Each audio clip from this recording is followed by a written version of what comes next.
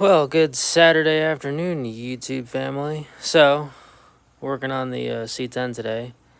Trying to figure out why it wouldn't run properly, and that's only due to the fact that when it was out in Hagerstown, that somebody siphoned all the gas out of the tank and then poured water in the tank to replace only a quarter of what was left in there, even though it was full when it was in Hagerstown. So I dropped the tank, cleaned it out, yada yada yada. Ran a new ground wire for the thing itself, and I'm going to shove her back in the hole. And either get fuel for it this weekend or tomorrow, or get fuel for it next weekend. But yep, I had to drop the tank and drain a whole bucket's worth of water out of it. So stay tuned.